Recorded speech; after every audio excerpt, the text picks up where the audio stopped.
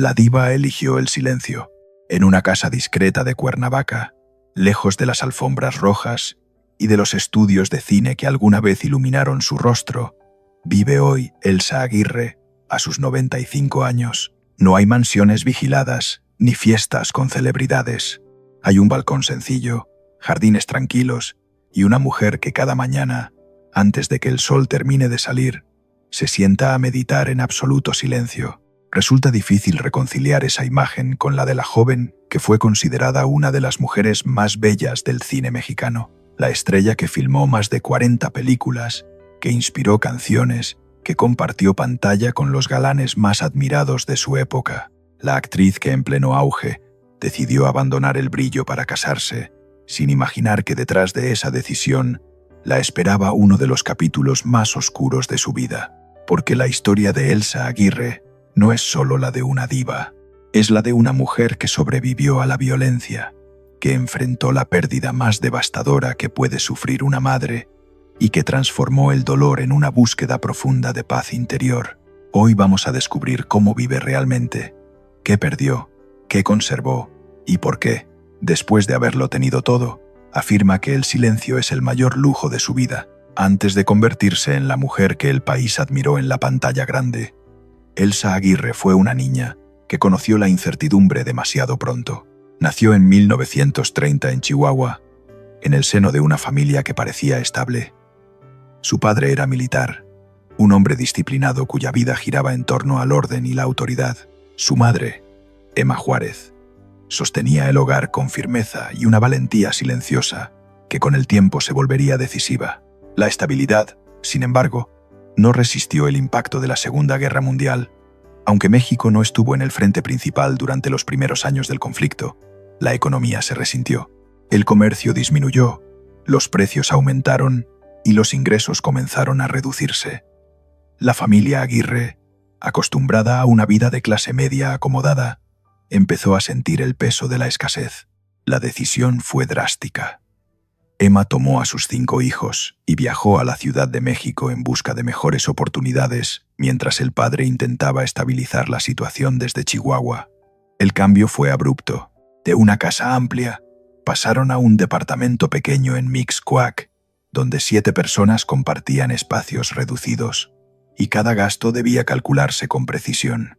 Elsa tenía apenas 10 años cuando entendió que el dinero no estaba garantizado. Compartía habitación con sus hermanas, ayudaba en las tareas domésticas y observaba a su madre administrar cada moneda con una mezcla de preocupación y dignidad. Aquella etapa dejó una marca profunda. La niña que años después vestiría alta costura aprendió primero a vivir con poco, sin perder compostura. En 1945, cuando tenía 14 años, apareció una oportunidad que parecía casi un accidente del destino. Una productora organizaba un concurso de belleza, cuyo premio incluía una pequeña participación en una película. Para la familia, no era solo una ilusión artística. Era una posibilidad real de mejorar la situación económica. Emma decidió inscribir a sus 3 hijas. El detalle que casi frustra todo fue que Elsa estaba enferma, debilitada por una infección que la obligó a guardar reposo. Su madre esperó pacientemente hasta que pudo recuperarse lo suficiente para presentarse. Aquella tarde, frente a decenas de jóvenes aspirantes, ocurrió algo inesperado. Las 3 hermanas obtuvieron premios. Pero fue Elsa quien ganó el primer lugar. Los productores no solo vieron belleza, vieron presencia, una forma de mirar a la cámara que parecía natural, una seguridad que contrastaba con su corta edad. En cuestión de meses, comenzó a trabajar en sus primeras películas. Tenía 14 años y ya caminaba por los pasillos de una industria que podía ser tan brillante como implacable. El primer obstáculo no tardó en aparecer. Como era menor de edad, necesitaba que su madre la acompañara a los rodajes. Cuando una productora intentó impedir la presencia de Emma en el set, la respuesta fue inmediata. Emma canceló el contrato. Sin negociación, sin titubeos. La protección estaba por encima del dinero. Ese episodio marcó el tono de la carrera que apenas comenzaba. Elsa continuó trabajando, pero bajo condiciones claras. La industria La recibió con entusiasmo y, en pocos años, su nombre empezó a figurar junto al de los actores más reconocidos del momento. A los 18 años, ya coprotagonizaba junto a figuras consolidadas, y su imagen comenzaba a circular en revistas especializadas. La década de 1950 la encontró en pleno ascenso. Filmaba varias películas al año, recibía ofertas constantes, y su rostro se convirtió en sinónimo de elegancia y juventud. Los ingresos crecieron de manera notable. La joven que había compartido una habitación estrecha ahora podía comprar su propia casa en Coyoacán. Era un símbolo poderoso de transformación. Sin embargo, detrás del éxito, había una característica que definiría gran parte de su historia. Elsa no desarrolló una estrategia financiera sólida.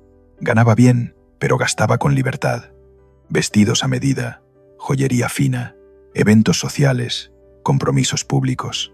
La vida de estrella implicaba gastos constantes, y la disciplina económica no siempre acompañó al talento artístico. El contraste entre la niña de Mixcoac y la estrella del cine de oro parecía extremo, pero la experiencia temprana de escasez seguía presente, aunque no siempre de forma consciente.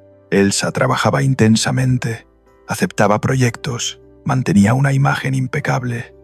El país la admiraba, los directores confiaban en su magnetismo, las canciones inspiradas en su belleza circulaban por la radio.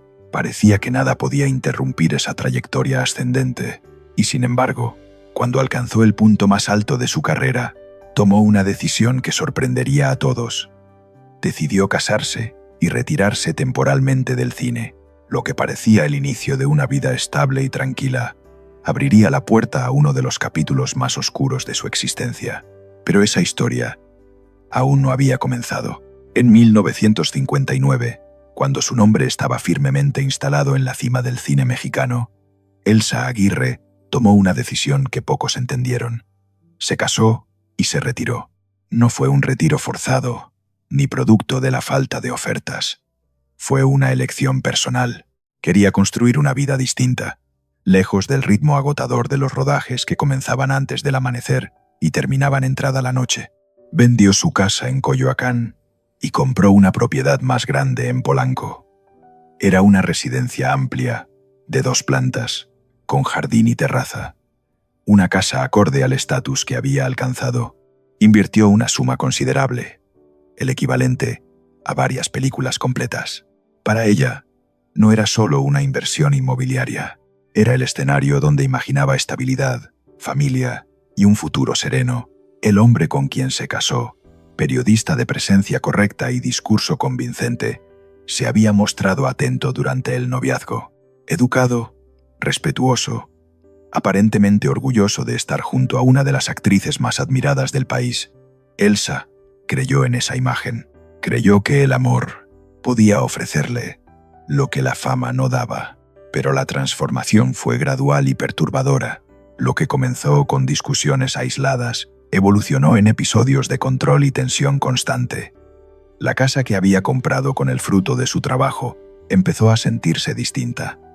El ambiente se volvió impredecible. La seguridad que buscaba comenzó a resquebrajarse. Según relataría años después en sus memorias, hubo episodios de violencia psicológica y física que nunca salieron a la luz pública en ese momento. La industria callaba. Las revistas evitaban escándalos que pudieran dañar la imagen de sus estrellas. Y muchas mujeres aprendían que hablar tenía un costo demasiado alto. Elsa estaba embarazada cuando la situación alcanzó un punto crítico. Un episodio particularmente grave la obligó a reconocer que no se trataba de un conflicto pasajero. Se trataba de un entorno peligroso. La decisión fue dolorosa pero firme. Inició el proceso de divorcio alrededor de 1961. El precio fue alto. La venta apresurada de la casa de Polanco implicó una pérdida económica considerable. Los honorarios legales y los ajustes financieros redujeron de forma significativa el patrimonio acumulado durante años de trabajo. También tuvo que desprenderse de bienes que simbolizaban su independencia, incluido el automóvil que había conducido durante su etapa de mayor esplendor. Se mudó a un departamento más modesto en la colonia Condesa. Allí comenzó una nueva etapa como madre soltera. Su hijo Hugo se convirtió en el centro absoluto de su vida. La mujer que había sido fotografiada en portadas y alfombras rojas ahora organizaba su rutina en función de horarios escolares, consultas médicas y gastos domésticos. El regreso al trabajo no fue una cuestión de ambición, sino de necesidad. En 1962 volvió a los estudios, pero el cine mexicano ya no era el mismo. La televisión comenzaba a competir con fuerza, y los presupuestos habían cambiado, los salarios eran menores, y la frecuencia de proyectos también. Elsa aceptó papeles en telenovelas y películas con condiciones económicas más ajustadas. Sus ingresos disminuyeron notablemente respecto a la década anterior. Sin embargo, asumió esa realidad con pragmatismo. Necesitaba estabilidad para su hijo y estaba dispuesta a reconstruir desde una posición distinta. La experiencia del matrimonio y el divorcio dejó una huella profunda. La estrella glamorosa había descubierto la vulnerabilidad. La mujer admirada había enfrentado una situación límite, lejos de los reflectores. Esa dualidad marcó su carácter en los años siguientes. Durante esta segunda etapa profesional, su imagen cambió. Ya no era únicamente el símbolo de belleza juvenil, era una actriz con matices, capaz de interpretar personajes más complejos. El público la veía distinta, más madura, más intensa. En paralelo, comenzó a buscar algo que no encontraba ni en los estudios ni en los escenarios. Una forma de equilibrio interior que compensara los extremos que había vivido: la fama, el amor idealizado, la decepción, la pérdida económica. Todo parecía haberla llevado a una pregunta silenciosa sobre el sentido de su camino. A finales de los años 60, esa búsqueda tomaría una dirección inesperada. Lo que empezó como curiosidad terminaría transformando su vida por completo, y esa transformación sería tan radical como cualquier giro dramático que hubiera interpretado en la pantalla. A finales de los años 60, cuando muchos creían que Elsa Aguirre simplemente transitaba una etapa más discreta de su carrera, algo comenzó a cambiar en silencio. No fue un anuncio público ni una estrategia mediática, fue una transformación interior que avanzó con la misma determinación con la que años antes había enfrentado un divorcio doloroso. En 1968, entró en contacto con una corriente espiritual que combinaba filosofía oriental, disciplina mental y práctica física.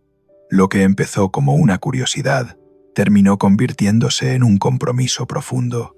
Elsa adoptó el yoga no como moda pasajera, sino como eje de vida. Cambió su alimentación, dejó hábitos sociales ligados al ambiente artístico y comenzó a estructurar su rutina diaria alrededor de la meditación y la introspección. Para quienes la habían conocido en su etapa de alfombras rojas y vestidos de alta costura, la transición resultó sorprendente. La actriz, que había compartido pantalla con los galanes más admirados, ahora hablaba de equilibrio, respiración consciente y desapego material. No era una pose. Quienes la visitaban en su casa notaban la diferencia. Menos adornos, menos ostentación, más silencio. En esa etapa conoció a quien sería su tercer esposo, un maestro de yoga de origen chileno con quien compartía visión espiritual. La relación no se basó en el brillo social ni en la pasión intensa que marcó su primer matrimonio. Se cimentó en valores comunes y una búsqueda similar de serenidad. Se casaron a principios de los años 70 y se instalaron en una casa en San Ángel que reflejaba su nueva filosofía. La propiedad era sencilla en comparación con la residencia de Polanco que había perdido años atrás. Colores neutros, espacios abiertos, un jardín donde practicaban posturas al amanecer. Allí organizaba sesiones de meditación y recibía a personas interesadas en la práctica espiritual. El glamour había sido reemplazado por una estética minimalista que contrastaba radicalmente con su imagen de diva. Intentó incluso abrir un centro de enseñanza en Acapulco. Invirtió una suma considerable en alquiler, promoción y equipamiento. Sin embargo, la iniciativa no prosperó. La falta de experiencia administrativa y la complejidad de sostener un proyecto empresarial la llevaron a cerrar el espacio pocos meses después. Fue una pérdida económica más, en una vida que ya había conocido altibajos financieros.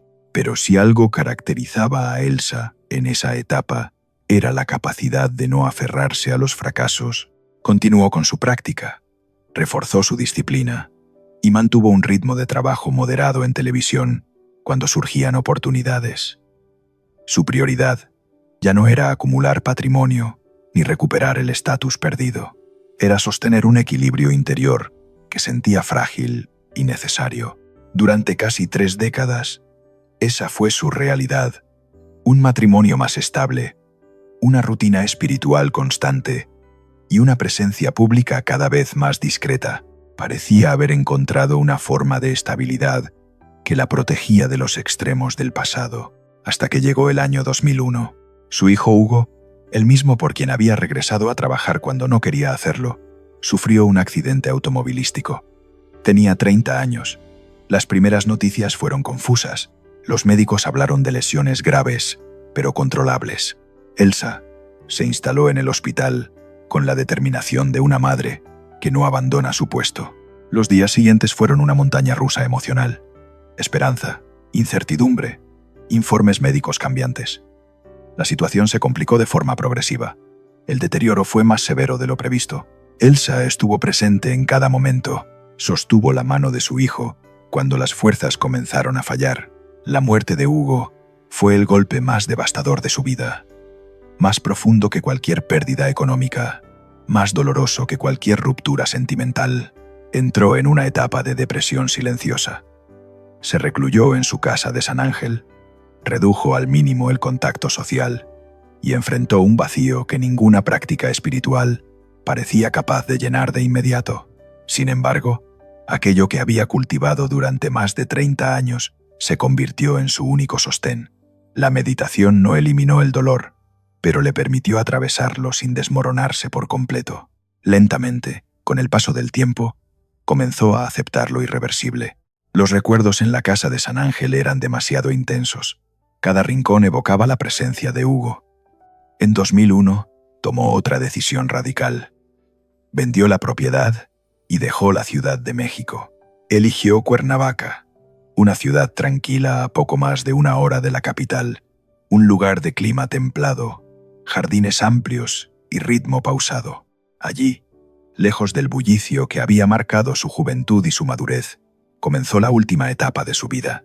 Pero lo que encontró en Morelos no fue solo tranquilidad, fue un silencio que cambiaría para siempre la forma en que el país la recordaría.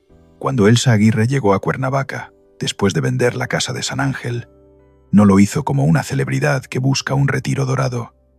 Lo hizo como una madre que necesitaba distancia del dolor. Eligió un departamento de dimensiones modestas, con balcón hacia jardines silenciosos. No había portones imponentes ni personal permanente. Había espacio para respirar. Los primeros meses fueron casi invisibles para la opinión pública. La mujer que había protagonizado más de 40 películas desapareció del radar mediático. No concedía entrevistas, no asistía a eventos, no aparecía en homenajes. En un país donde la fama suele defenderse con exposición constante, Elsa hizo lo contrario. Eligió desaparecer. La rutina comenzó a estructurarse con precisión casi monástica. Meditación al amanecer, alimentación vegetariana ligera, lectura prolongada de textos filosóficos, caminatas breves, descanso temprano. El silencio dejó de ser una consecuencia y se convirtió en elección. En 2004, aceptó participar en una telenovela, no por necesidad económica, sino por invitación personal. Fue su última actuación. Después de ese proyecto, cerró definitivamente el capítulo artístico. No hubo despedida oficial, ni gira de homenaje. Simplemente dejó de aceptar propuestas. Durante años, su nombre sobrevivió principalmente en reposiciones televisivas y en la memoria de generaciones que crecieron con sus películas. Sin embargo, algo cambió en 2021. Decidió contar su historia con mayor claridad. Publicó un libro de memorias, dictado con serenidad y honestidad. En esas páginas, habló de la violencia que vivió, de las pérdidas económicas, de la muerte de Hugo y de la búsqueda espiritual que la sostuvo cuando todo parecía derrumbarse. El libro provocó un renovado interés, no por escándalo, sino por revelación. El público descubría una dimensión humana que había permanecido oculta tras la imagen impecable de los años 50. En mayo de 2024, reapareció en televisión para hablar sobre esa publicación. La imagen sorprendió. Sentada con elegancia, con una cánula nasal que le suministraba oxígeno, habló con lucidez absoluta. No había dramatismo exagerado, había claridad. La actriz, de 93 años, mantenía intacta la capacidad de narrar su vida sin resentimiento.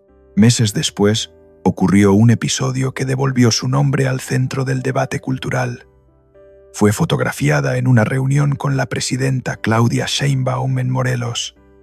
La imagen se viralizó en cuestión de horas.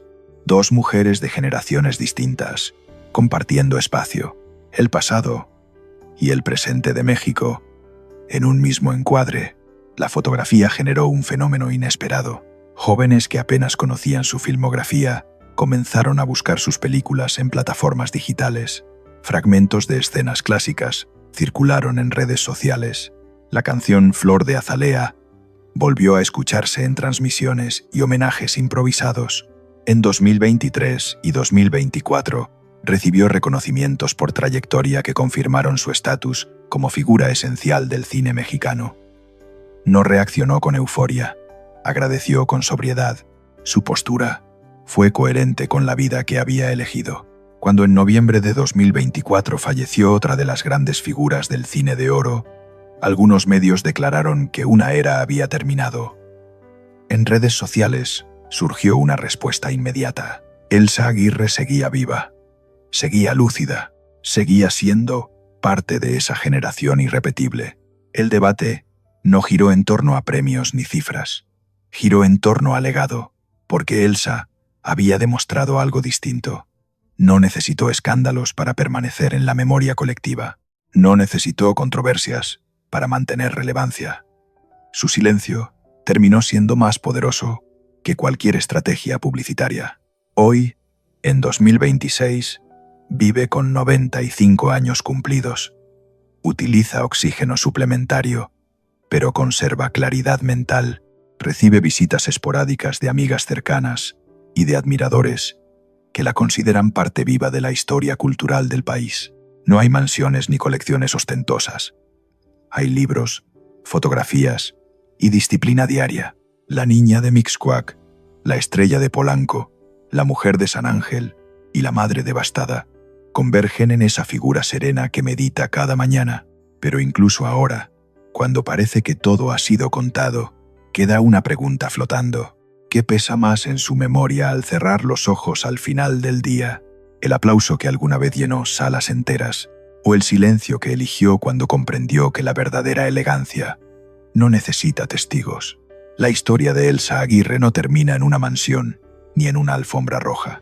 Termina, o quizás comienza de verdad, en un balcón silencioso de Cuernavaca, donde una mujer de 95 años respira con ayuda de oxígeno, pero piensa con una lucidez que el tiempo no ha logrado erosionar. Fue símbolo de belleza en la época más luminosa del cine mexicano. Inspiró canciones, encabezó carteles, compartió escena con los nombres más grandes de su generación. Conoció la abundancia, la elegancia, el reconocimiento inmediato, pero también conoció la pérdida económica, la violencia íntima, el fracaso de proyectos personales y el golpe devastador de enterrar a su único hijo. Pudo haberse aferrado a la nostalgia, pudo haber convertido su pasado en espectáculo permanente. No lo hizo. Eligió el retiro cuando aún tenía nombre. Eligió la espiritualidad cuando el medio esperaba escándalo. Eligió el silencio cuando el mundo seguía dispuesto a escucharla. Esa elección es, quizá, su acto más radical, porque en una industria que sobrevive a base de visibilidad constante, desaparecer voluntariamente es un gesto de poder. Elsa no fue expulsada del escenario. Se retiró cuando entendió que el aplauso no sustituye la paz. Transformó el dolor en disciplina interior. Convirtió la tragedia en búsqueda. Cambió la vanidad por introspección. Hoy, su legado no depende de titulares ni de homenajes tardíos. Vive en las películas que aún se proyectan, en la canción que sigue sonando, en la imagen que reapareció junto a la presidenta y recordó a todo un país que las leyendas no siempre necesitan ruido para existir. Elsa Aguirre demostró que la dignidad puede sobrevivir a la violencia, que la identidad puede reconstruirse después del derrumbe y que el verdadero lujo no es material, es poder cerrar los ojos al amanecer, respirar profundo y saber que, a pesar de todo, se vivió con coherencia. Y eso, más que la fama, es lo que permanece.